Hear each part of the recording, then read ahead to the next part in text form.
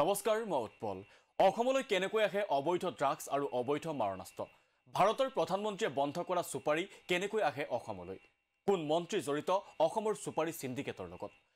ভাৰতবৰ্ষৰ প্ৰধানমন্ত্ৰীৰ কাৰ্যালয়ে অসম চৰকাৰক নিৰ্দেশ দিছিল যে অসমৰ মাজেৰে যি অবৈধ বাৰ্মিজ বা ম্যানমাৰৰ সুপাৰী বা ইণ্ডোনেছিয়াৰ সুপাৰী পাৰ হৈ যায়, সেই সুপাৰী কাৰবাৰটো বন্ধ কৰিব লাগে। কাৰণ সুপাৰী সৰবৰাহৰ জৰিয়তে অসমলৈ আমদানি হয় অবৈধ ড্ৰাগছ আৰু অবৈধ মাৰণাস্ত্ৰ, যি মাৰণাস্ত্ৰ যায় উগ্ৰপন্থী সংগঠনসমূহলৈ, যি ভাৰতবৰ্ষৰ সাৰ্বভৌমত্বৰ প্ৰতি গুৰুতৰ ভাবুকি। সেয়ে ভাৰতবৰ্ষৰ প্ৰধানমন্ত্ৰীয়ে এই সুপাৰী অসম বা ভাৰতবৰ্ষলৈ অহাটো সম্পূৰ্ণৰূপে বন্ধ কৰিবলৈ নিৰ্দেশ দি থোৱা হৈছে। কিন্তু মুখ্যমন্ত্ৰী হিমন্ত বিশ্ব শৰ্মা নেতৃত্বাধীন চৰকাৰখনৰ পৃষ্ঠপোষকতাত এই অবৈধ সুপাৰী প্ৰতিদিনে অসমত প্ৰৱেশ কৰি আছে। এগৰাকী মহন্ত নামৰ লোক এই সুপাৰী সিন্ডিকেটৰ সৈতে জড়িত হৈ আছে, যাক গ্ৰেপ্তাৰ কৰিলেই এই অবৈধ সুপাৰী অহাটো বন্ধ হৈ পৰিব বুলি উল্লেখ কৰে বিধায়ক অখিল গগৈয়ে। বিধায়ক অখিল গগৈয়ে বিস্ফোৰক অভিযোগ উত্থাপন কৰি কয় যে এই মহন্ত নামৰ লোকজনক অসমৰ মুখ্যমন্ত্ৰীৰ কাৰ্যালয় আৰু কেইগৰাকীমান প্ৰভাৱশালী মন্ত্ৰীয়ে সহায় কৰি আহিছে। ভাৰতবৰ্ষৰ প্ৰধানমন্ত্ৰীৰ কাৰ্যালয়ে অসম চৰকাৰক নিৰ্দেশ দিছিলে যে অসমৰ মাজেদি যি অবৈধ বাৰ্মিজ বা ম্যানমাৰৰ সুপাৰী পাৰ হৈ যায় বা ইণ্ডোনেছিয়াৰ সুপাৰী পাৰ হৈ যায়, এই সুপাৰীৰ কাৰবাৰটো বন্ধ কৰিব লাগে।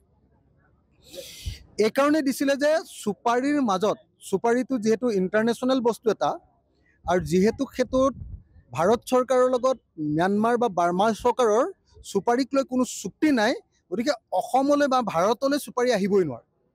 সেইকাৰণে কি কৰে, কাষ্টম ডিউটি ল'ব নোৱাৰে সুপাৰীৰ ওপৰত। কাষ্টম ডিউটি ল'ব নোৱাৰাৰ কাৰণে কি হয়, ইণ্টাৰনেশ্যনেল চেকিংটো নহয় সুপাৰী। সেইকাৰণে সুপাৰীত যিহেতু ইণ্টাৰনেশ্যনেল চেকিং নহয়, একদম ডাইৰেক্টলি ম্যানমাৰৰ পৰা ডাইৰেক্টলি মণিপুৰৰ মাজেদি বা মিজোৰামৰ মাজেদি যিহেতু আমাৰ ইয়ালৈ সোমাই আহে, নৰ্থ ইষ্টলৈ সোমাই আহে, গতিকে সেই সুপাৰীৰ মাজতে ড্ৰাগছ আহে, অবৈধ ড্ৰাগছ, আৰু সুপাৰীৰ মাজতে AK-47 বা অন্যান্য মাৰণাস্ত্ৰ আহে। সেইকাৰণে কেন্দ্ৰীয় চৰকাৰে নিৰ্দেশ দিছিলে যে সুপাৰীটো কোনো পৰ্যায়ে আহিবলৈ দিব নালাগে। কাৰণ সুপাৰীৰ মাজেদি যি ড্ৰাগছ আহে, সুপাৰীৰ মাজেদি যি বন্দুক বাৰুদ আহে, বোমা আহে, AK-47 আহে, এইটোৱে গোটেই ভাৰতবৰ্ষৰ সাৰ্বভৌমত্বৰ কাৰণে ই এটা অত্যন্ত ভয়ংকৰ ঘটনা। কিন্তু তাৰ পাছতো অসমৰ মুখ্যমন্ত্ৰী হিমন্ত বিশ্ব শৰ্মা নামৰ মানুহজনে এতিয়ালৈকে সম্পূৰ্ণৰূপে অসমত সুপাৰী বন্ধ কৰাৰ ব্যৱস্থা গ্ৰহণ কৰা নাই। অসমত প্ৰত্যেক দিনাই সুপাৰীৰ গাড়ী এতিয়াও ধৰি আছে, অবৈধ সুপাৰীৰ গাড়ী ধৰি আছে। আৰু আমি সকলোৱে জানো যে এই কামটো মহন্ত নামৰ এজন চিণ্ডিকেট মাষ্টৰে এই কামটো কৰাই আছে।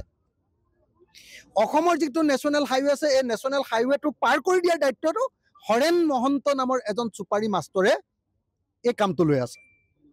এতিয়া কোনো টিভি, কোনো বাতৰি কাগজে হৰেণ মহন্তৰ নামটো নলয়। আৰু হৰেণ মহন্তক যে এজন মন্ত্ৰী বা মন্ত্ৰীৰ কেইজনমান মন্ত্ৰীয়ে বা অসমৰ মুখ্যমন্ত্ৰীৰ অফিচৰ পৰাই যে ছাপৰ্ট দি আছে, এই কথাটো কোনেও নকয়। অৰ্থাৎ অসমৰ মুখ্যমন্ত্ৰীৰ কাৰ্যালয়ৰ পৰা আৰু কেইজনমান মন্ত্ৰীৰ তত্বাৱধানত অসমত আজিৰ দিনটোতো ভাৰতবৰ্ষৰ প্ৰধানমন্ত্ৰীয়ে বন্ধ কৰি দিয়া সুপাৰী সিন্ডিকেট আজিৰ দিনটোতো চলি আছে। আৰু সুপাৰীৰ ভিতৰত এতিয়াও ড্ৰাগছ আনি থকা হৈছে, সুপাৰীৰ ভিতৰত এতিয়াও AK-47, AK-56 আৰু অন্যান্য বোমা বাৰুদ আনি থকা হৈছে।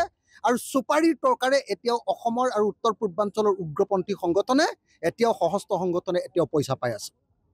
গতিকে মই ভাবোঁ যে ভাৰতৰ সাৰ্বভৌমত্বৰ কাৰণে সুপাৰী এই কাৰবাৰটো এটা ভয়ংকৰ ঘটনা। কেন্দ্ৰীয় চৰকাৰে ইতিমধ্যে এই কথা কৈছে, কিন্তু অসমৰ বিজেপি চৰকাৰে পইচাৰ লোভত, টকাৰ লোভত, 2 নম্বৰী টকাৰ লোভত এখন ট্ৰাকৰ পৰা 12 লাখ টকাকে লৈ এখন ট্ৰাকক নেশ্যনেল হাইৱে পাৰ কৰি দিয়াৰ দায়িত্ব লয় হৰেণ মহন্ত নামৰ চিণ্ডিকেট মাষ্টৰজন।